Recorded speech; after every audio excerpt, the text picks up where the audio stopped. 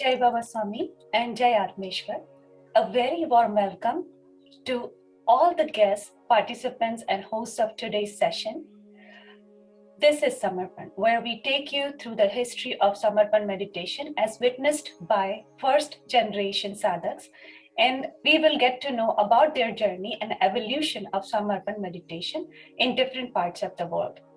It's an interview of the souls by the souls to connect with the super soul through the collectivity of souls, that is you audiences. I would also like to congratulate This is Samarpan team and audience as we celebrate the 1-year anniversary of this session. I have been fortunate to be part of this session from the very beginning, and the journey of sadhaks and their experiences have always left me in awe. Thank you, Hitendra ji, for coming up with this brilliant platform to preserve the history of Samarpan sadhaks. This is Samarpan के इस विशेष अंक में आपका स्वागत है। यहाँ हम समर्पण ध्यान की पहली पीढ़ी के साधकों द्वारा समर्पण ध्यान का इतिहास जानते हैं। इस कार्यक्रम की शुरुआत हितेंद्र जी ने आज से ठीक 1 वर्ष पूर्व की थी और यह स्वामी जी की कृपा से देश और विदेश में बहुत सराहा गया है। इसकी सफलता के लिए आप सबको बहुत बहुत बधाई। We would like to introduce a very special guest for today. Special guest from India, Ramnath Ji Kamat. He is an internal auditor by profession, certified CIA and CISA, and currently the head of governance, risk and compliance, GRC at Shoppers Stop Limited. Ramnath Ji became part of Samarpan in 2000. Since then, he has been blessed with Guru Sanidhya through immense Guru Karya activities and responsibilities.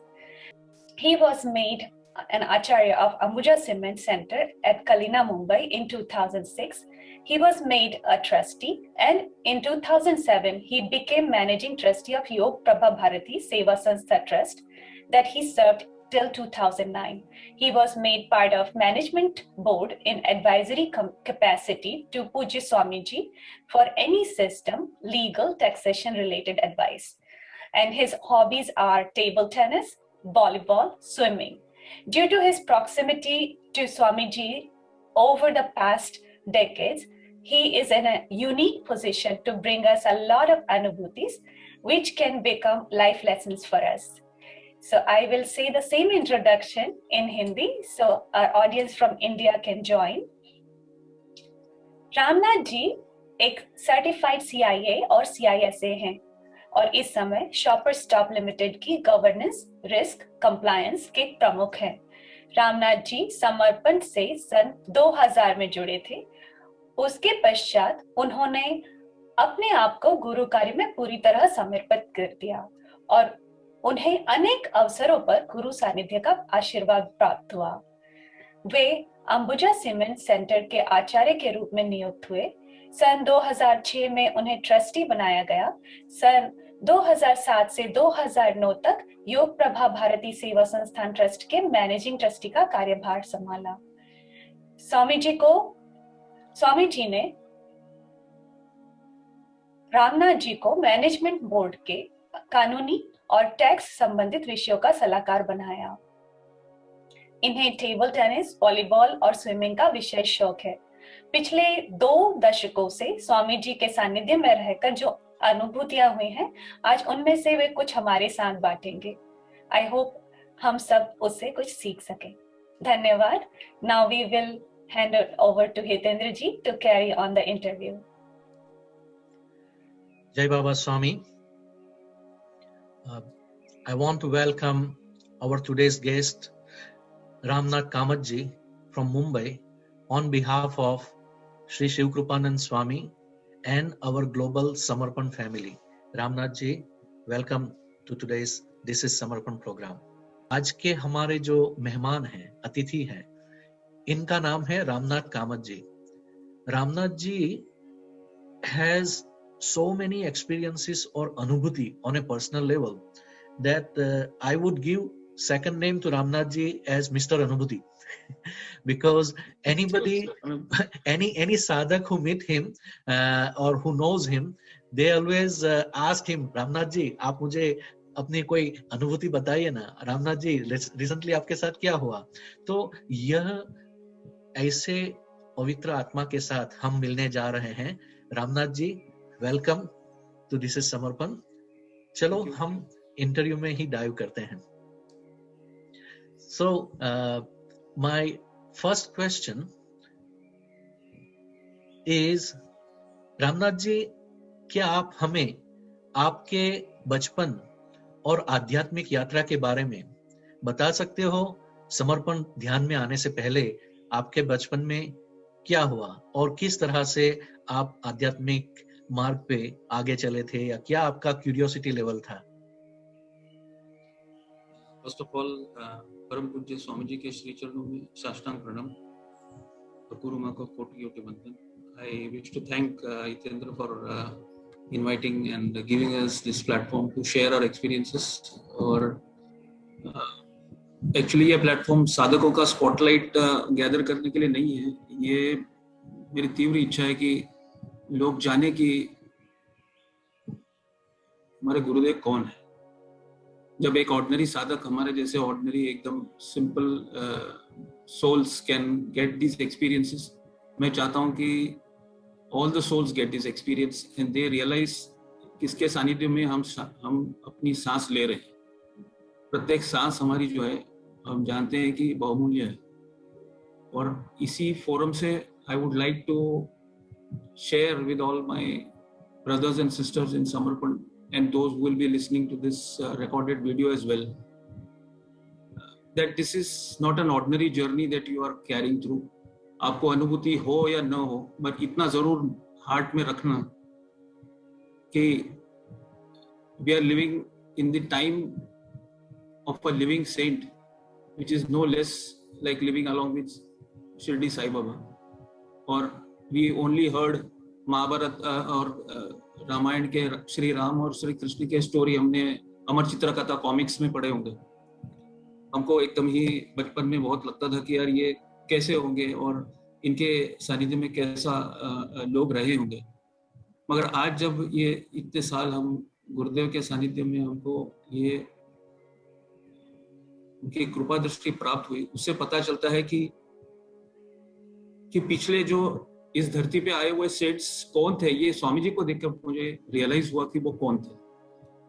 I am highly indebted to divine master Swami ji, कि वो अगर नहीं आते तो शायद ये जीवन ही व्यर्थ होता मेरा। सो बहरहाल आपका जो प्रश्न है, विदाउट डूइंग मच अडो, ऐसा कुछ नहीं था मेरे बचपन में, ऐसा कुछ भी। I was normal student, very average student, and ऐसा स्पिरिचुअल ऐसा कुछ भी मेरे ऐसे मन में भाव नहीं थे। बट जब मैं ऑडिट के लिए एक बार मैं और मेरे दूसरे कलीग्स बड़ौदा गए थे इन द ईयर 1988, तब हमने देखा कि जिस पोलो क्लब ग्राउंड्स में they made a stay, we were 4 of us along with my senior Mr. Deepak Shenoy. तो वहां पर एक बोर्ड लगा था कि there will be a camp of Bhagavad Gita chapter 3 by Swami Chinmayananda, and in the morning वहां पर उपनिषद का उनका एक्सप्लेनेशन होगा इन द मॉर्निंग। तो ये मॉर्निंग और इवनिंग का सेशन का बोर्ड वो पोलो क्लब ग्राउंड्स में लगाया था, and we were staying and we were made to stay by the company in that particular beautiful club. It was a very beautiful club at that time. It had all the facilities for playing badminton, swimming pool, सब था वहाँ पर उसके अंदर। And मैंने मेरे senior दीपक को कहा भी है, देखो यार 20th सेंचुरी में भी ऐसे ऐसे स्वामी जी होते हैं जो दुनिया को कैसे उल्लू बनाते हैं, हमको देखना है अभी। हम कैसे उल्लू बनते हैं कि नहीं बनते हैं वो हम देखते हैं वहाँ जाकर। तो हम उस हिसाब से वो कैंप में we started attending that camp, और ऐसा हुआ कि वो 8 दिन के बाद इतना ट्रांसफॉर्मेशन हुआ कि सिर्फ मैं और दीपक ही जाता था वो कैंप में, बाकी 2 तो आराम से सोते थे।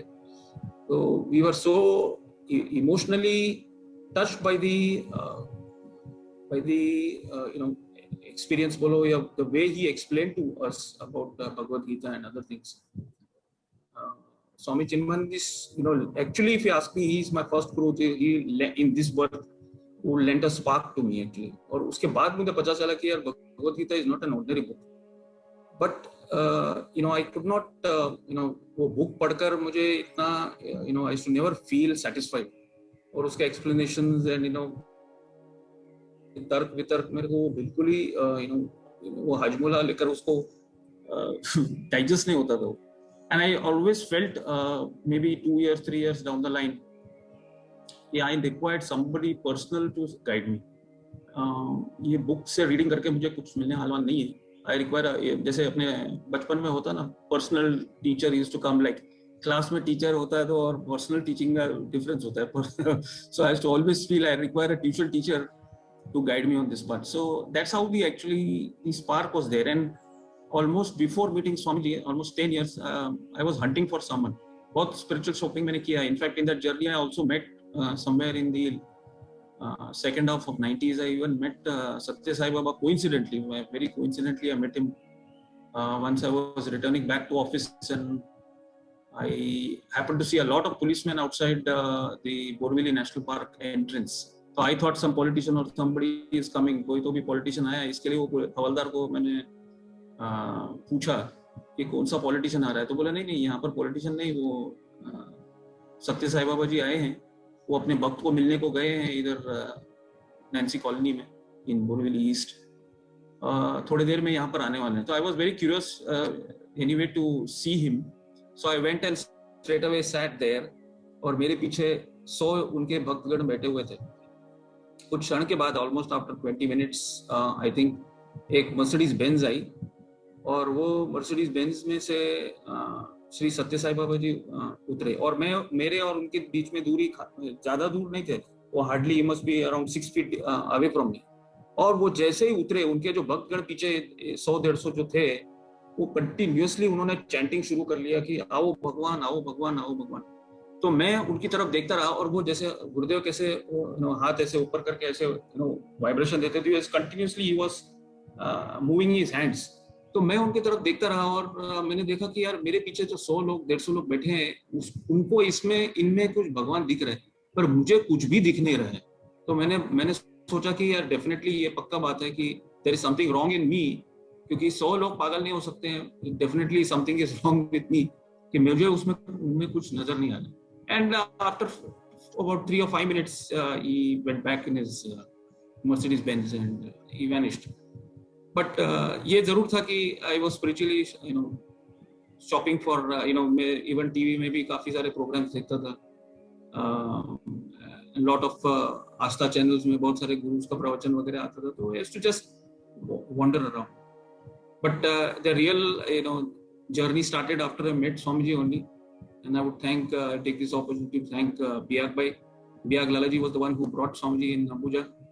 And he was very instrumental in those days to instigate everyone to come and attend the camp.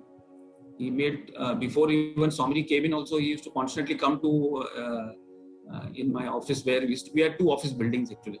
So he was in a different building, I was in a different building. And used to tell me, तू आके देखना बहुत अच्छा लगेगा. And उसके actually 1 महीने पहले हमारा एक आर्ट ऑफ लिविंग का सेशन भी हुआ था. तो आई वाज जस्ट वंडरिंग, अरे अभी 1 महीने पहले वो आर्ट ऑफ लिविंग किया है, अभी ये करूं कि नहीं करूं, I mean should I attend और नॉट. बाद में बोला ठीक है, अपने कैंपस में ही हैं, सो माइट एज वेल देख लेते हैं. अभी बियाक भाई इतने बोल रहे तो, but that was the real start of the journey. Thank you very much. So that's all. Yes, thank you very much. That tells a lot of things about how a intellectual person thinks in modern time, or during the time when we are trying to develop our own career and establish our life with family. So what I take from your experience is your soul already had some sort of thirst that put you in front of that workshop where Chinmayanand was talking about Upanishad. And in our life, you also come across some living saint like Satya Sai Baba, that you got the opportunity. And when we don't have the spiritual experience, or when we are not thinking or experiencing on a soul level, and we are just thinking at the mental level or intellectual level, we fail to understand what is going on around us during those experiences. This is what I would take from your first experience.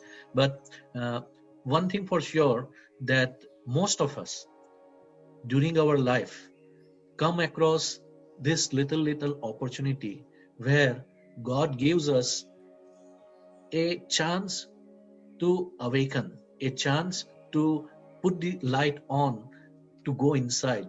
And depending on our mindset, depending on our decision, depending on our free will, that we decide that, oh, I don't want to go, or I want to carry on what I have, I'm happy with this. And that tells us that at some point your intensity or your thirst for spiritual progress reach to a level where you say that I want a living guru, I want somebody who can guide me on a personal level, on the next level. So this is what happens.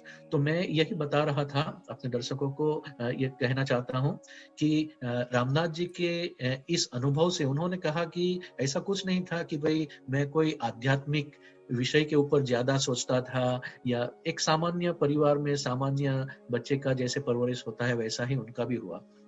लेकिन जब वो audit के लिए, अपने job के लिए गए थे बड़ौदा में, तभी उनको एक मौका मिला चिन्मयानंद स्वामी जी का उपनिषद के ऊपर सुनने का।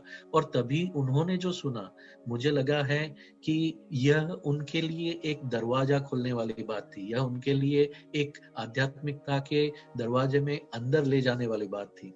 तो उनकी थोड़ी जागृति वहां पे हुई कि नहीं, यह विषय कुछ गहरा है, कुछ हमारी आत्मा को छू सकता है। और जब उन्होंने यह देखा कि सत्य साईं बाबा के भक्त आओ भगवान कर रहे थे, गा रहे थे, तो पहले उनके भाव में वह नहीं उतरा, लेकिन बाद में यही वाइब्रेशंस, यही एनर्जी उनकी आत्मा को प्रेरित कर गई कि मुझे भी ऐसा कोई गुरु मिल जाए जो मुझे अगले स्तर पे ले जाए, आध्यात्मिकता के उस स्तर पे ले जाए जहां पे मैं कुछ ज्यादा गहरा समझ सकूं, जो सिर्फ ज्ञान से नहीं होता है, अनुभव से होता है। आइए हम दूसरे प्रश्न पे जाते हैं। So when it comes to Samarpan meditation, आपने समर्पण की पहली शिविर कब अटेंड की, और क्या आपने अगले 45 दिन ध्यान किया, या तो फिर दूसरे कोई प्रोग्राम अटेंड किए जिसकी वजह से आप कुछ अच्छी अनुभूतियां पा सके? वो एक्चुअली मेरा पहला सेशन, जैसे मैंने आपको बताया, पहला शिविर जो मैंने अटेंड किया वो मार्च 2000 में अटेंड किया था।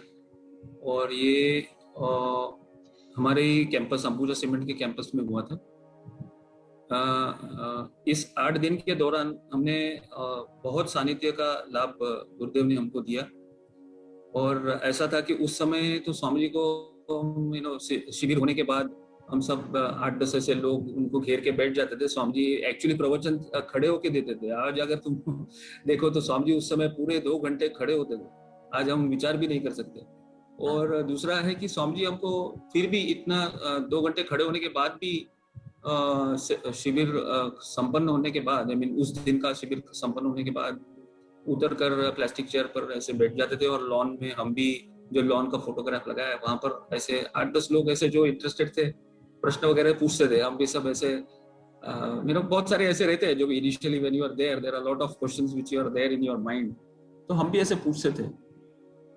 तो एक बार जब मुझे याद है कि 3rd या 4th डे होगा, मुझे अभी एग्जैक्ट डे मुझे याद नहीं है, मगर on that day I clearly recollect कि स्वामी जी सडनली ऐसे बोल पड़े और ऐसे किधर दूर ऐसे इधर देखकर डिस्टेंस में बोले कि कई बार ऐसा होता है कि बड़े लड़के पर सडनली पिताजी के देहांत के बाद उस पर प्रेशर आ जाता है और उसके स्वादिष्टान चक्र पर उसका असर गिरता है। तो मैं उनकी तरफ देखा, मुझे लगा ये तो शायद ये मेरी ही बात कर रही है। तो मुझे वो टाइम, और स्वामी जी मेरी तरफ देख नहीं रहे थे। और कुछ देर के बाद स्वामी जी ने सिर्फ मेरी आंखों में आंखें डालकर मुझे कहा कि मैं तुझे बता के रख रहा हूँ कि 100 साल पहले जो गुजरे हुए आत्मा है ना, मैं उनसे संपर्क कर सकता हूँ, ये मैं तुझे बोल के रख रहा हूँ। तो मुझे तो उस समय उसकी बात का जरा भी मुझे ऐसा नहीं लगा, स्वामी जी अच्छा कांटेक्ट कर सकते, मतलब उसका it didn't enter my head actually. मुझे वो ना उस बात का मुझे कुछ भी उसका क्यों बोल रहे हैं, मुझे ही क्यों बोल रहे हैं, ये ऐसा मेरे को ऐसा कुछ भी ऐसा फील नहीं हुआ। मगर हकीकत में उस सेंटेंस उनके मुख से, श्रीमुख से निकलने के 3 या 4 दिन बाद शायद मेरे सपने में मेरे जो पिताजी 10 साल पहले जो गुजरे थे ना, वो 10 साल में कभी भी मेरे सपने में उसके बाद आए नहीं थे। वो सिर्फ इनिशियल डेज में मेरे सपने में आए थे, जो 3 दिन स्वामी जी बोलते हैं ना, 3 दिन आत्मा वहीं भटकती है, वो तीनों 3 दिन कहाँ गए थे मेरे को ड्रीम में मैंने देखा था, मेरे पिताजी की आत्मा कहाँ गई थी। उसके बाद 1990 के बाद स्ट्रेट अवे स्वामी जी के बोलने के 3 दिन पश्चात मेरे पिताजी मेरे ड्रीम में आए, और जैसे ही मैंने उनको ड्रीम में देखा और मैंने जान लिया कि वो खुश नहीं है, वो मेरी कोई बातचीत, वो ड्रीम में ऐसा कुछ नहीं हुआ था, पर उनको he was a clean shaven person, मगर वो ड्रीम में उनकी लंबी दाढ़ी थी, मूंछें थी और उनका चेहरा उदास था। मैं जैसे ही मैं उठ गया सुबह 4:30 बजे, मैं समझ गया कि स्वामी जी ने मेरे को ये 3-4 दिन पहले जो इशारा किया था वो मेरे लिए ही था, और वो जो संकेत उन्होंने दिया उसी संकेत को मैं लेकर उसी दिन ध्यान में बैठ गया और गुरुदेव से प्रार्थना कर लिया कि गुरुदेव आपने मुझे जो वादा किया था वो मैं आज वो आपके श्री चरणों में ये प्रार्थना मेरे पिताजी के लिए मैं रख रहा हूँ कि उनके लिए जो उपयुक्त है, जो आपको ठीक लगे, उनका सुपुत्र होने के नाते मैं आपसे प्रार्थना करता हूँ। ये बात मैं जानबूझकर यहाँ पर बता रहा हूँ क्योंकि कई साधक ऐसे होंगे जो उनको ये ऐसा अनुभव नहीं हुआ होगा। इसके साथ साथ मैं ये भी कहना चाहता हूँ 7 साल बाद, मतलब मेरे को ये स्वामी जी ने कहकर 2007 की बात बता रहा हूँ कि स्वामी जी मेरे ड्रीम में आए और मेरे माताजी के बारे में कुछ बात बताई, और वो मराठी में बताई मुझे, और वो बात बताने के बाद मेरी माताजी आज भी जीवित है। वो बताने के बाद ऐसी कुछ घटना हुई जो उस ड्रीम में जो बताई हुई बात वो सच निकली। तो मुझे मालूम है कि स्वामी जी ही पीछे से सब कुछ हमारे लिए कर रहे हैं, मगर हमको साधकों को उसका एहसास नहीं है।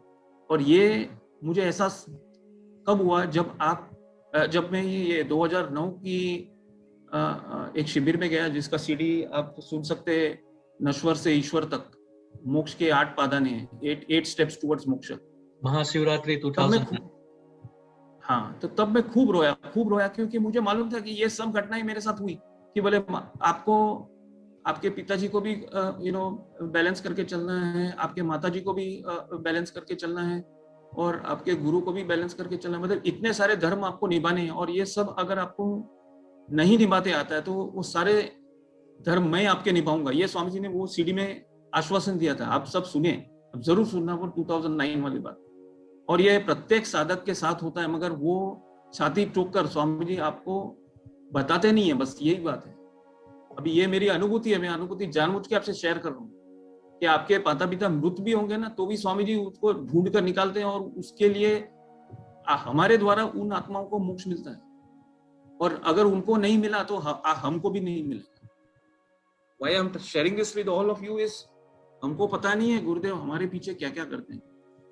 हर एक साधक के लिए इतना कुछ करते हैं जो हमारे कल्पना के बाहर है। मेरे तो ये 2 अनुभूतियां थी, इसके लिए मैं शेयर कर रहा हूँ। वैसे तो हर एक के लिए करते ही, ये 2 को देखकर ही मैं बता सकता हूँ कि वो हर एक के लिए करते हैं, और 20 साल में मैंने देखा है कि हर एक के लिए हुआ भी है। तो इसके लिए हम दोबारा मैं कह रहा हूँ कि हम जान जाएं कि हम किसके सानिध्य में हैं। यही मेरी अनुभूति, सबसे बड़ी अनुभूति वो कलीना की मेरे लिए वही सबसे बड़ी, वो वगैरह बाकी सब ध्यान वगैरह की मेरे कोई अनुभूति ऐसी नहीं हुई। हम तो 2 महीने 3 महीने तक ऐसे ही, और आपने कहा 45 डेज, उस समय तो ऐसा कुछ था भी नहीं। स्वामी जी बार बार बिहार भाई की वजह से हमारे अंबुजा में आते रहते थे। तो ये 8 दिन का शिविर जब खत्म हुआ तो 90वें दिन पर ऐसा हुआ कि शिविर तो संपन्न हुआ, तो वे हमारे ऑफिस में हम बैठे थे, तो क्योंकि एज आई मेंशन्ड ये 2 बिल्डिंग्स में थे, तो अचानक मुझे पता नहीं क्या हुआ कि 12:30 बजे मैं चला गया उस दूसरे बिल्डिंग में। कुछ काम नहीं था, कुछ नहीं था, मगर वो बिल्डिंग में चला गया। और देखा तो बियाक भाई के कैबिन के बाहर ऐसे एक लंबी कतार लगी हुई है और about 8 to 10 people standing in the Q. तो मैंने एक को पूछा, भाई यहाँ क्यों खड़े हो? तो वो भाई ने बताया, अरे आप कैसे आदमी हो, सुबह 10:30 बजे से स्वामी जी यहाँ पर आए हैं, तो हम लोग उनको मिलने के लिए लाइन में खड़े। I was very excited. मेरे को कुछ उसके काम धाम तो कुछ था नहीं ऐसा उनको बात करने, मेरे को बहुत इच्छा थी कि उससे बात करने। तो मैं भी लाइन में आके खड़ा हो गया। फिर मेरा जब बारी आई, मैं तो लास्ट में था, मेरा नंबर लास्ट था। Swami ji was sitting in the chair where बियाक भाई का कैबिन था, और एक लेफ्ट साइड पे एक कैंडल जला हुआ था। तो मैंने कुछ अपने पर्सनल, अभी क्या बोलूं और क्या बात करूं, इसके लिए मैंने कुछ अपने पर्सनल क्वेश्चन स्वामी जी को बोले। स्वामी जी ने आंखें बंद करके मेरे को उसका उत्तर दिया, और स्वामी जी के आंखों फेस पे एक ऐसा स्माइल था, वो स्माइल एकदम उनका बढ़िया स्माइल था। और उन्होंने जो कहा, वो बोलते हैं ना, गुरु एक लेवल पे बात करता है और शिष्य एक लेवल पे सुनता है, तो वैसे ही कहानी मेरे साथ भी हुई। और उन्होंने जो कहा वो मुझे 8 साल बाद मुझे मालूम पड़ा कि उन्होंने क्या कहा था। तो एनीवे, वो बात ये थी कि स्वामी जी का सानिध्य वहां पर अंबुजा में हमको बार बार काफी बार मिला, और 45 डेज उस समय नहीं था, तो वो हमको प्रेरणा देने आए थे कि आप नियमित सामूहिकता में ध्यान करो। और एक दिन हकीकत में आके फिर उन्होंने सेंटर की भी शुरुआत खुद आकर की, और खुद ही उन्होंने फिर बाद में किशोर कवाड़े जी को वहाँ का आचार्य नियुक्त किया, और वहाँ पर हमने ध्यान चालू किया। तो ये थी हमारी जर्नी वहाँ पर कलिना की। Very beautifully explained, and I like the first part what you mentioned about parents. So let me summarize a little bit in English. The answer that you shared, we have it summarized here in English, so some of you who did not understand Hindi will be able to read what exactly he said about the first part of the experience and second part of his Ambuja Cement complex workshop that they used to have in their workplace, and how they used to meet Swamiji during those days. The most important thing that Swamiji mentioned during the first workshop, which was 8 days workshop, is about connecting with the souls who departed from the earth 100 years ago. Swamiji said that I have capacity to connect with those souls, and why this is beneficial to us as a sadhak or practitioner of Samarpan meditation. I myself have very good experience with the death of my father and mother, and I have gone through very challenging time in first 16 years of my spiritual journey after starting Samarpan meditation. But in those 16 years, at the end, I lost my parents, and as Ramnathji has explained, his father passed away 10 years ago. Swamiji was able to connect with his father and guide his soul. Swamiji gave vision to Ramnathji about his mother who is alive, and forecasted certain things that came out to be true during this lifetime. And with Swamiji's grace and God's blessing, she is still alive. But what is the importance of this experience in Ramnathji's life? I would say, Guru, when he says that you came to my Sharan, I am going to liberate you by the end of this life. He is working constantly on a subtle level to make you free from every karmic entanglement. Please try to remember that. Guru is trying to help you make free from every karmic entanglement. And that is why I also mentioned that first 16 years of my life, I was paying back the karmic debt of my past life and this life. It is part of the spiritual journey, and Guru is on a subtle level helping you.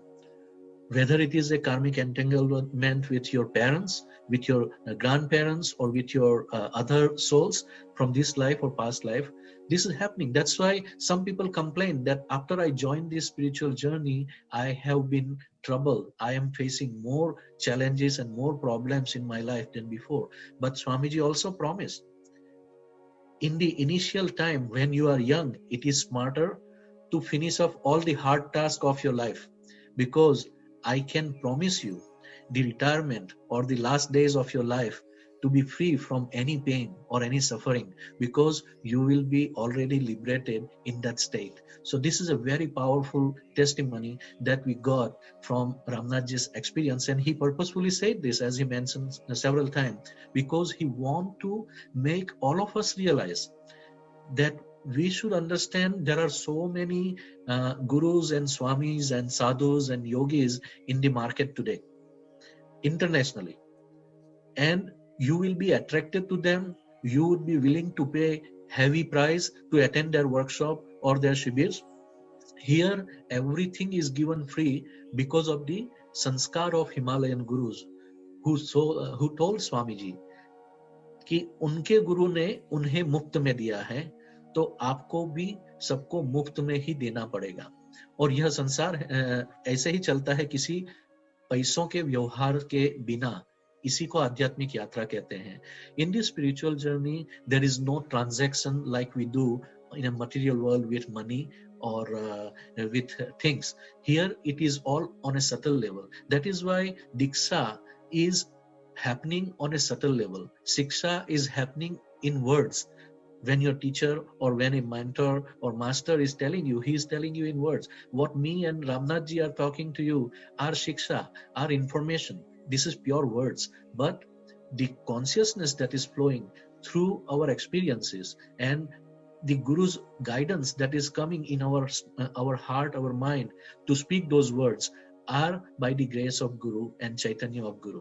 So that is what we want to remember. This is not an ordinary part of meditation or any sadhana. This is a very unique path which is going to, in true sense, liberate you.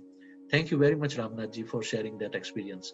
The other thing which I wanted to share, which I think I missed sharing, is 2 months later, Swamiji वापस आ गए और इस बार नेमिशा जी उनको लेकर आए थे। शाम का वक्त था, लगभग 5:30 का समय था, और जहाँ तक मेरे को याद है वो अक्टूबर का महीना था, बहुत गर्म था। मतलब जो it was a one story building, and उसका terrace, you can imagine that heat in India, वो बहुत ही टेरेस बहुत तपा हुआ था।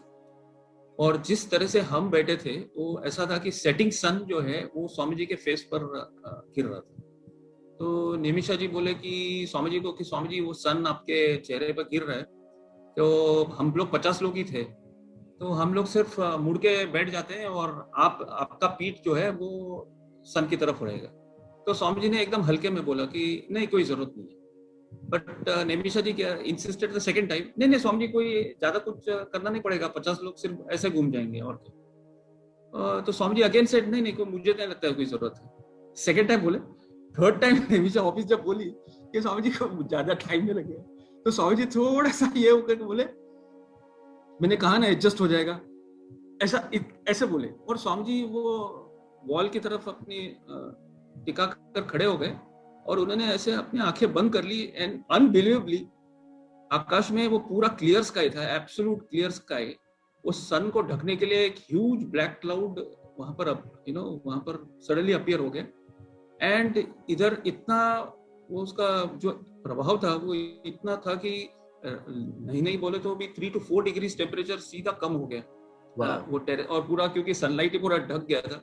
और बिहाग भाई और मैं एक दूसरे की आंखों में आंखें डालकर मजा ले रहे थे। बिहाग भाई was pointing to the sky, I said yes we understood what is happening. And फिर स्वामी जी ने वहां पर मुझे इशारा किया कि वो टेप चालू कर दे। वो टेप से हम वो ध्यान शुरू किया। स्वामी जी सामने ही बैठे थे प्लास्टिक चेयर पर, और पहले रो पर मैं ही था। ध्यान जैसे समाप्त हुआ तो उस समय हम स्वामी जी को डायरेक्टली नमस्कार करते थे। तो मैं ही पहला था, तो मैंने उनकी चरण वंदना करने के लिए मैं खड़ा हो गया और नमस्कार उनको किया। पर पता नहीं मेरे अंदर से एक प्रार्थना ऐसे निकली, और मेरी प्रार्थना ऐसी निकली कि गुरुदेव आपके जितने भी जन्म हो, आप कृपया मेरी आत्मा को भी आपके बगल में रखना। और उस प्रार्थना को मतलब निकला भी नहीं होगा मेरे अंदर से, और मैंने मेरे मत्था भी उठाया नहीं होगा फ्रॉम द फ्लोर। तो स्वामी जी ने जोर से आवाज देकर सबको बोला पीछे कि यहाँ पर आपको सिर्फ एक ही प्रार्थना करनी है कि मुझे ध्यान अच्छा लगे, दूसरी कोई प्रार्थना नहीं करनी है, एकदम थोड़े से कड़क आवाज में। तो मैं डर गया, मैंने बोला, एक तो मैं समझ गया कि स्वामी जी ने मेरी प्रार्थना को पकड़ लिया, पर मुझे ये नहीं समझा कि स्वामी जी ने ऐसा क्यों डांटा, मुझे ऐसा क्यों डांटा, ये नहीं समझा मुझे। मगर वो मैं समझ गया ऑलमोस्ट आई थिंक आफ्टर 6 और 8 months लेटर मेरे जब स्वामी जी ने किसी प्रवचन में कहा कि ये मेरा आखिरी जन्म है और ये तुम्हारा भी आखिरी जन्म होना चाहिए। yes. तब जाकर मुझे पहली बार वो ऐसा एहसास हुआ, हमको तो कुछ मोक्ष ये सब चीज का कुछ ज्ञान नहीं है, कुछ नहीं, हम तो we are living animals on the planet actually if you ask मी।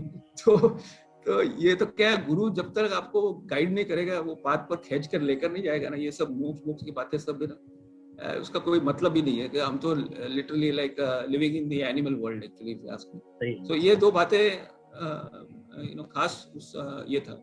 और तीसरी बात जो एक्चुअली इसी सेशन में हुआ, एक ही सेशन में हुई बात है, और मैं खास दोहराना चाहता हूँ कि मैंने स्वामी जी को, जैसे आज मेरे बोलते ना होठ कांपते ये बात बताने के लिए, पर उस समय स्वामी जी को मैंने लिटरली चैलेंज किया था कि स्वामी जी ने कहा था हमें जो पार्टिसिपेंट्स थे कि ड्यूरिंग दैट कैंप, 8 दिन का कैंप के दौरान कहा था कि आपको जो मिला है ना वो आदि शंकराचार्य को जो प्राप्त हुआ था वो तुम्हारे पास है। तो मैंने बोला, आदि शंकराचार्य एक महान संत होके इस धरती पे होके गए, और अगर वो कह रहे हैं कि वो मेरे पास है, ऐसा तो मुझे तो कुछ एहसास, हमको किसी को भी ऐसा नहीं हुआ। दूसरी बात, स्वामी जी ने कहा कि उनको जब ये प्राप्त हुआ था तो उन्होंने शलीलम का ये एक्सक्लेमेशन किया था आदि शंकराचार्य जी ने, यानी इन संस्कृत उसका मतलब है ठंडा ठंडा, जब ये कुंडलिनी अवेकनिंग उनको प्राप्त हुआ।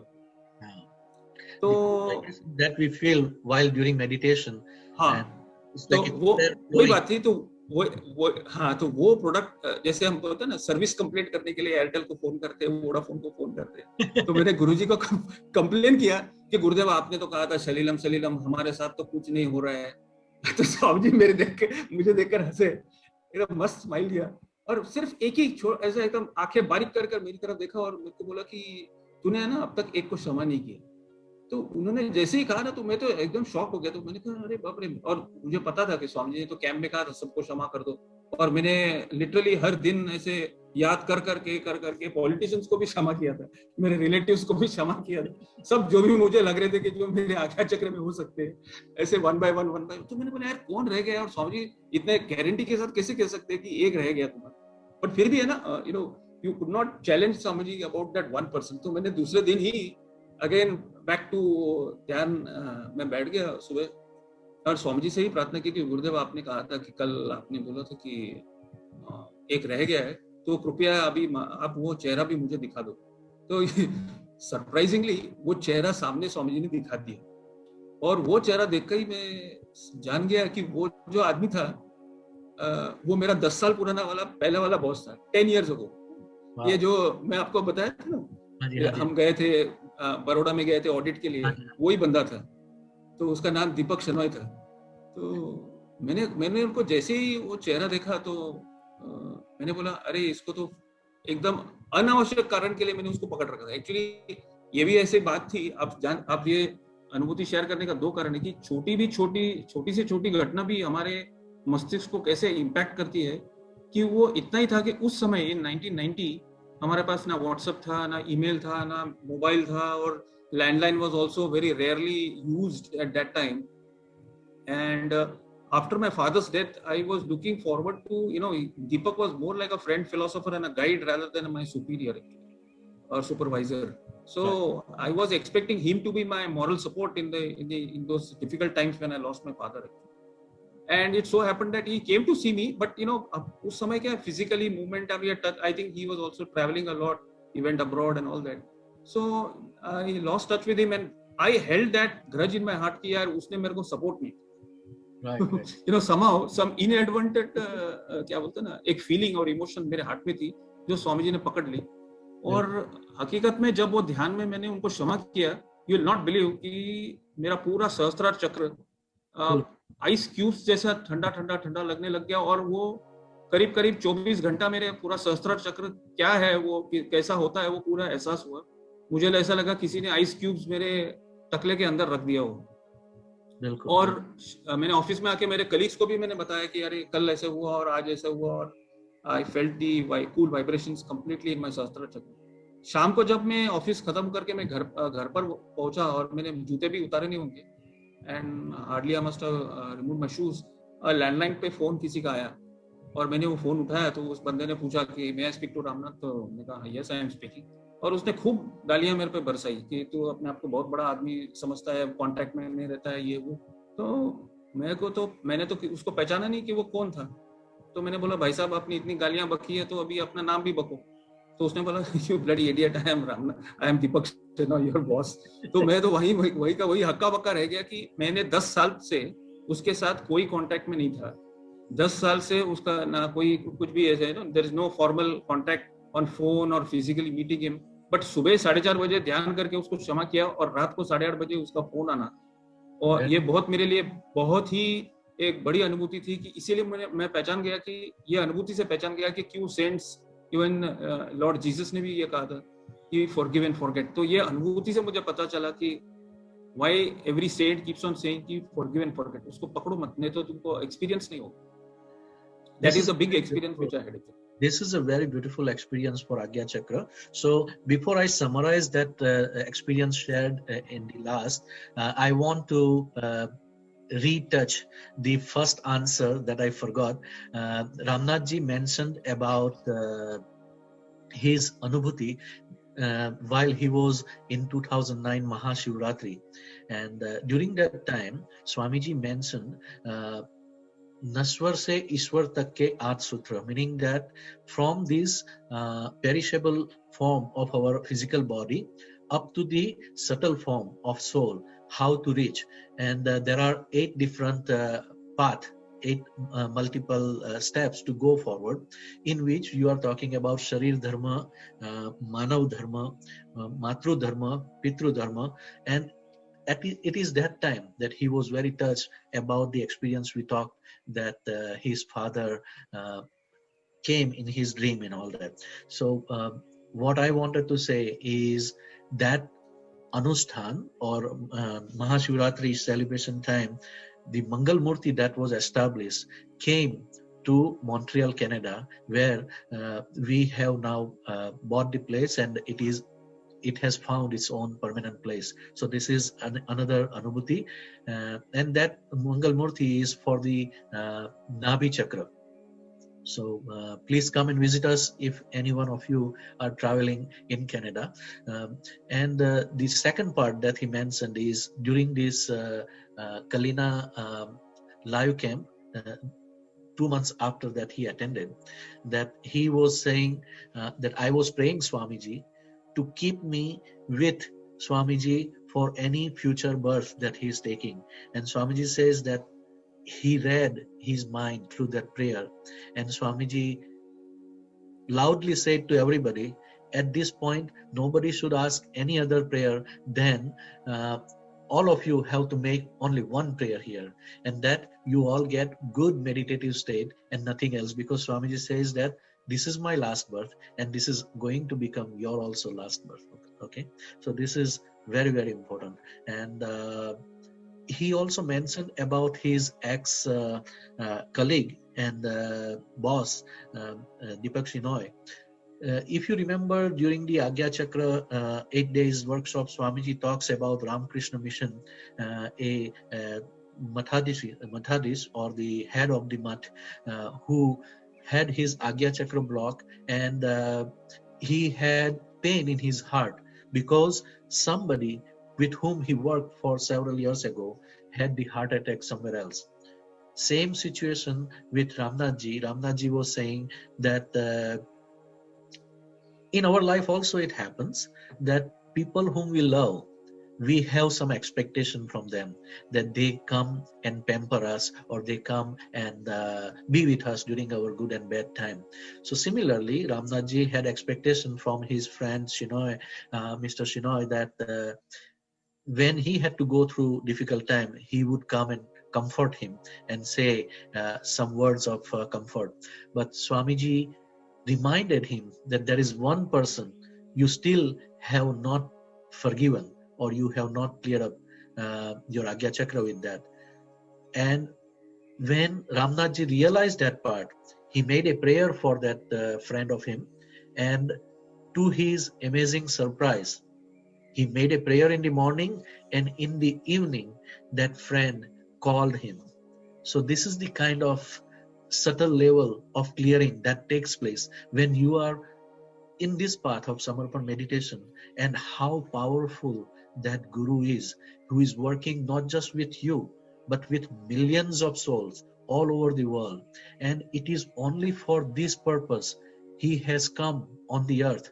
He has returned to the society to give this fruit of self-realization. This is very powerful thing, and we are going to have more such experiences. So did you attend any other live shibir or workshop later with Swamiji?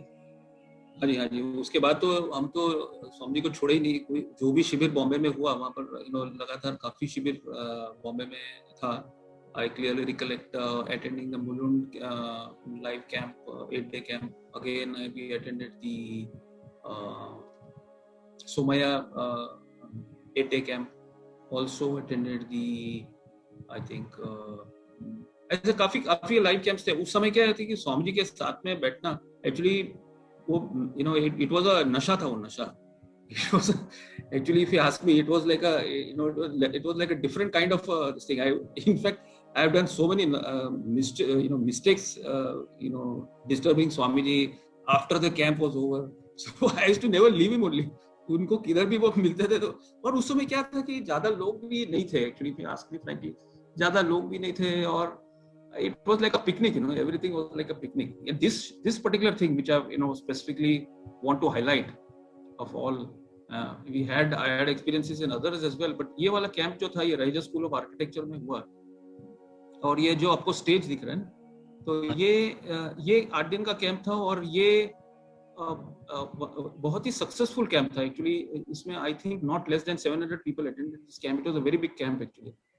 And on the last day, 8th day, last ध्यान का session, और वो ध्यान में तल्लीन ध्यान लगा हुआ है, और स्वामी जी ने वो ध्यान जो चल रहा था उसके लास्ट पॉइंट पे उन्होंने एक स्टेटमेंट कहा कि आपने इस 8 दिन के प्रवास में जिस आत्मा के साथ में आपने ये प्रवास किया है, उस आत्मा का दर्शन मैं आज दूंगा।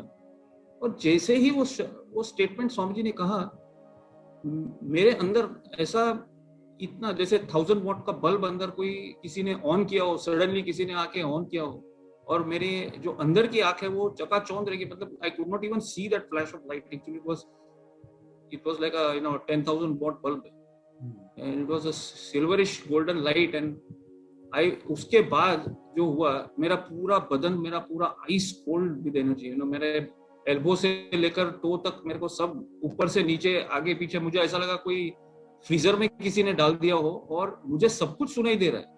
बाहर क्या चल रहा है, कैंप क्या हो रहा है, लोगों का थोड़ा सा, मतलब आफ्टर द ध्यान got over, people got up, और नमस्कार वन बाय वन नमस्कार भी होता था, और आवाजें तो सब सुनाई दे रही थी, मगर मेरी आंखें ही नहीं खुल रही थी। मेरे को चाहते हुए भी मेरी आंखें, I could not open my eyelids at all. उसके 1 घंटा ऐसे ही चला, और मैंने वो एक्सपीरियंस इतना मजेदार था कि उसके बाद, मगर एक घंटे के बाद मेरे एहसास हुआ कि अरे सब लोग तो चले तो नहीं गए ना, कुछ आवाज कम होते जा रही, और मैं आंखें नहीं खुल रही। मैं फिर गुरुदेव से प्रार्थना करना चालू कर दिया, गुरुदेव मेरी आंखें खोल दो, मेरी आंखें नहीं खुल रही अभी। और मुझे वो टॉम एंड जेरी कार्टून का मुझे याद आ गया, उसमें पता है ना वो जेरी कैसे उसका वो कैट का आंखें, वो आईलिड्स कोई खोल दे, मुझे यू विल नॉट बिलीव, मुझे ऐसा लग रहा था अरे कोई तो मुझे मदद करो यार। तो मेरी आंखें नहीं खुल रही, और आंखें जब खुली तो मैं पहचान गया कि स्वामी जी ऑर्डिनरी सोल। वो उस दिन मेरे गहरा मेरे आत्मा में उतर गया कि मेरे गुरुदेव मुझे मिल गए। और मैं सचमुच में आखिरी था, और मैं सचमुच मेरे आखिरी नमस्कार था, और नमस्कार करने के लिए मैं जब इस स्टेज के पास गया तो मुझे क्लियरली मुझे फील हो रहा था कि गुरुदेव वो स्टेज से ही हाथ से ऐसे क्लियर कर रहे थे, तो मेरे बेस ऑफ द स्पाइन से लेकर टिल द सहस्त्र चक्र, ऐसा लगा कोई लेजर गन से क्लियरली मेरे अंदर आवाज भी आ रहा है, ऐसा आवाज भी आ रहा है। तो वो क्लियरली स्पाइनल कॉर्ड की तरफ वो एनर्जी घुमा रहे थे, और मुझे लगा मैं यहीं बैठा रहूंगा। वो फिर वो वॉलंटियर ने मेरे उठा लिया मुझे और मुझे बाजू में बिठा दिया, और मैं वो वाकया कभी भूल नहीं सकता हूँ कि गुरुदेव हमारे लिए क्या करते हैं। और उन्होंने वो दर्शन देकर वो एहसास दिला दिया कि वो कौन है और कि at what stage he is, and हम तो एकदम ही ऑर्डिनरी सोल्स हैं। और मैं बहुत खुश था, बहुत खुश था। और बाहर आके देखा तो मेरा जूते भी गायब थे। वो और भी खुश था। मैं बोला अच्छा हुआ मेरे जूते भी चले गए, आज मेरा सब कुछ भूतकाल भी चला गया। और I was very happy. I reached home at 12 o'clock in the night actually. Wow. To my residence. That's beautiful. I want you to give some information about the picture we have with the ordinary camera that Payal Lalaji took at that time. Yeah. Currently, तो ये जो photograph जो दिख रहा है ना, ये जो पहली बार उनका ऑरा का फोटोग्राफ किसी ऑर्डिनरी कैमरा से निकाला था। और किसी दूसरे सेशन में ये कीर्तन केंद्र करके जूहू का सेंटर वहां पर होता था, तो वहां पर कोई तो भी फंक्शन में, I don't recollect what was that function, but Swami ji उस समय टैक्सी में जाते थे, you will not believe. And I recollect, I don't know, अस्टिकर जी थे, one of the trustees showed this photograph to Swami ji, and Swami ji ने एक बार वो ऐसे फोटोग्राफ ऐसे देख लिया और इतना ही कहा कि जिस आत्मा ने ये फोटो निकाला ना, वो इतनी प्योर थी, इसके लिए ये ऑरा ऑर्डिनरी कैमरा से आया, वरना ये आता नहीं था। और आप देख सकते हैं, ये शायद ये कैमरा में, अब सॉरी, ये फोटो में इतना देख नहीं पाएंगे, पर स्वामी जी के जो चरणों से आप देख सकते हैं गोल्डन लाइट दिख रहे हैं उनके हर एक टो से, आप देख सकते हैं। हाँ एग्जैक्टली वही। तो आप देख सकते हैं हर एक टो से गोल्डन लाइट वो नजर आ रही है, वहां से वो उधर से ही उनका पूरा चैतन्य वहां से बह रहा था, वो दिख रहा था, वो फोटो में कैप्चर हुआ है। It's a very unique photograph actually. Very nice, very beautiful. I want to tell our audience today that the photo was taken by a young girl who was a high school student from I think junior college in 12th at that time. Her name is Payal Lalaji, daughter of Nemishabin in Bihagwai. Currently she is serving as area head for our east coast of United States, and this is where you end up if you continue staying connected with Guru's energy and Guru's Chaitanya. You will become instrumental in the future for Guru Karya. So let me summarize this experience of Ramnath ji. This is a very beautiful experience again, that when he attended this workshop at the Raheja School of Architecture in Juhu, Swamiji, after completing the 8 days workshop, last day he mentioned one statement, and that statement changed the entire belief system because of the experience or anubhuti that Ramnath ji had during his presence there. Swamiji said that what you learned about today, we are going to experience that soul. We are going to have the anubhuti of that soul, so that you can understand in whose presence you are, where you are, and you can appreciate that blessings in your life. Because Swamiji says that this kind of anubhuti was received by Saint 700 years ago, 800 years ago by Jagat Guru Shankaracharya ji. And Shankaracharya ji mentioned about this anubhuti as Shalilam, or cool water like anubhuti, or temperature that I sense when I feel the vibrations of the meditation. So what happened is Ramnath ji was sitting and in the audience, and when Swamiji started giving the energy, as you saw in the previous picture, can you go on the last slide? There is a golden ray of light coming from the thumb and finger of Swamiji's feet. So Swamiji was releasing those vibrations, those energies for the audience, and it was being experienced by people who are attending the live shibir or workshop. Okay, so Ramnath ji says that while this was happening, my eyes were totally closed, and I felt like somebody lit 1,000 watts of lamp in front of me, and I could not open my eyes. He said, I remember the Tom and Jerry cartoon where the cat is trying to open the eyes and touch the eyeball. So he wanted somebody to open his eyes like that, because he himself was unable to open his eyes. So that was one thing. And he says that my body was experiencing that salilam or the cold temperature, so much so that it was like he came out from the freezer. He felt that kind of cool temperature. And this is what we want to bring to your attention, that if Swamiji had possibility and he has opportunity, he would give one-on-one time to each and every one of you. This is my personal assurance to you, because I know Swamiji, I met Swamiji, and I lived with Swamiji for 1 month. And just like Ramnathji, he says that in those days we were enjoying the company of Swamiji like picnic. Anytime he has free time, he would give that personal one-on-one type of interaction, and he will try to explain all the spiritual answers in depth to everybody, to explain their anubhuti. So this was a unique anubhuti, and I want to make everybody understand that please appreciate what you have got, because we are for a treat with the presence of Shiv Krupanand Swamiji. And if you understand and appreciate these experiences of people like Sri Ramnathji, you will probably pay attention to your own experience, your own anubhuti, that you took it for granted. Because many times we are so thick-skinned people, okay? Moti chamdi wale log hain. We fail to understand what we are getting.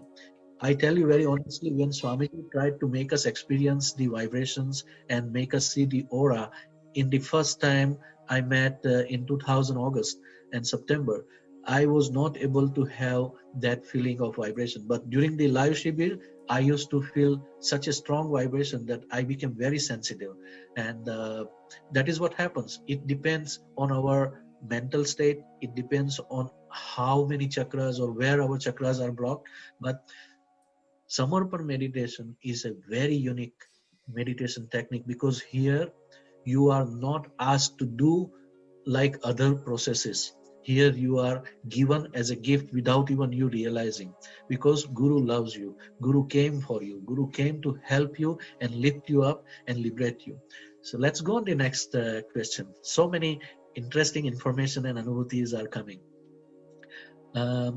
अगर मैं आपसे पूछूं कि कोई अनोखा अनुभव आपको हुआ हो पहले के दिनों में, तो आप जरूर बताइए हमको. Yeah, this is one. This is actually, if you ask me, ये एक पिकनिक स्वामी जी ने हमको लेकर गए थे. स्वामी जी हमको इस जगह लेकर गए थे. ये भाईंदर के पास एक केशव सृष्टि नामक एक जगह है. मस्त, it's like more like a resort and with all the 5-star facilities and all that. तो वहाँ पर पिकनिक पर लेकर गए थे. तो एक मजेदार बात ये हुई थी कि हमको हम लोग को, मैं था और पटेल करके मेरे जो साधक भाई थे और शांताराम, हम 3 जन थे जो बोरीवली के नेशनल पार्क के बाहर से हमको पिकअप करना था. और हमको बताया गया कि ब्रिज के नीचे खड़े हो जाओ. तो हम ब्रिज के नीचे खड़े हो गए and we were waiting at that appointed time. And हमने देखा यार काफी देर हो गई, कोई आया नहीं है. एंड सडनली मुझे ऐसा अंदर से लगा कि अरे कहीं ऐसा तो नहीं है वो ब्रिज के ऊपर से चले गए और आगे खड़े. तो मैंने वो लेफ्ट साइड की तरफ ऐसे नजर घुमा के देखा तो सचमुच वहां पर एक बस खड़ी थी और 2-3 कारें भी खड़ी थी. तो हम तीनों दौड़कर वहां पर पहुंच गए और हफ्ते हुए मैंने वो एडवन कर दी. और वो बाकी जो ट्रस्टीज थे उनको पूछा, अरे आप काफी देर से आप खड़े हो गए? नहीं, बोले कि हम अभी आए, जस्ट 1 मिनट भी नहीं हो गए और आप दौड़ते दौड़ते क्यों आए? मैंने तो एकदम थोड़े जोर से आवाज में पूछा, अरे स्वामी जी किधर है, स्वामी जी किधर है? तो वो एडवनकर जी ने इशारा करके बताया स्वामी जी बस में ही बैठे थे. मुझे लगा स्वामी जी गाड़ी में बैठे होंगे और मैं वो बस के नीचे खड़े होकर जो जोर से ये बातें चल रहा था. मैं तो एकदम घबरा गया. और स्वामी जी फर्स्ट सीट पे बैठे थे और मेरी तरफ देख के हंस रहे थे. और जैसे ही हम तीनों ऊपर चढ़ गए और मैं आखिरी चढ़ने वाला था, तो बस पूरी भरी हुई थी. वो 2 जन कहीं तो भी पीछे जाकर एडजस्ट हो गए और मैं इधर उधर देख रहा था. स्वामी जी ने इशारा किया और क्या मेरे सामने इधर बैठ जाकर थे. और मैं तो ज्यादा ही उस समय तो बहुत डरता था मैं स्वामी जी से, क्योंकि मुझे मालूम था स्वामी जी कैन रीड माय थॉट्स. तो मैं तो एकदम डरता था उससे. तो उनके सामने डायगोनली ऑपोजिट बैठा था. तो और मैं बैठा भी ऐसा था कि वो ड्राइवर की तरफ मुंह करके बैठा था, जबकि स्वामी जी मेरे पास आए और ऐसे करीब होकर मेरे को बोल रहे हैं, आप ब्रिज के नीचे खड़े थे ना? तो You feel like तो मैं समझ गया कि चोरी पकड़ी गई। हाँ, चोरी पकड़ी गई। तो मैं समझ गया कि वो स्वामी जी को पता था कि गधे हैं मेरे नीचे, 3 गधे नीचे खड़े थे ब्रिज के नीचे, और उन्होंने इशारा करके मुझे वहां पर बुला लिया। और जब हम वहां पर पहुंचे तो एक्चुअली मेरे जो सुपरवाइजर थे अबुजा के, उन्होंने मुझे एक मिशन दिया था। उनको है ना एक ऑफर आई थी from the managing director for a very good post and transfer from Ahmedabad to a place near Nagpur call Marathwada और अदर गढ़चंदपुर। वहां पर हमारा सीमेंट प्लांट नया आने वाला था, तो इनको एक अच्छा पोस्ट वहां पर वाइस प्रेसिडेंट का मिल रहा था। तो जबकि मेरे बॉस गुरुजी को मानते नहीं थे, मगर उनको जानने की बहुत जिज्ञासा थी कि गुरुजी क्या कहेंगे ये ऑफर के बारे में, और वो जरा असमंजस में थे। He was a bit in a dilemma whether to take that post और नॉट। तो मुझे बोला, अरे जरा आपके गुरुजी से पूछो ना, मैं करूँ कि नहीं करूँ। मैंने उनसे इतना ही कहा कि गुरुजी अगर बोले जाओ ना तो 100% जाना, फिर बाद में इधर मत बैठना, और अगर उन्होंने कहा मत जाना तो फिर बिल्कुल ही यू डोंट उनका डिसीजन। अब मैं कहता हूँ कि वो ऑर्डिनरी सोल नहीं है। हाँ, ऐसा करके उनको थोड़ा वार्निंग। वो बोला हाँ, उन्होंने जो कहा मैं मानूंगा, पहले आप पूछ तो लो। तो मैं जब स्वामी जी एकांत में थे और हार्डली कोई साधक आसपास था, तो मैंने स्वामी जी को इतने कहा कि गुरुदेव मुझे आपसे कोई प्रश्न पूछना है। तो स्वामी जी खड़े थे और उनके पीछे कोई छतरी लेकर ऐसा कोई खड़ा भी था उनके साथ। तो मैंने बोला, गुरुदेव मेरे बॉस जो हैं, मैंने यही शब्द वापरे, मेरे जो बॉस जो हैं वो उनको ऐसा एक ऑफर आया है नागपुर के पास, उनको ट्रांसफर का ऑफर आया है, मगर वो अच्छा पोस्ट भी है, पैसा भी है, सब कुछ है। तो वो आपसे पूछना चाहते हैं कि वो जाएं कि नहीं जाएं।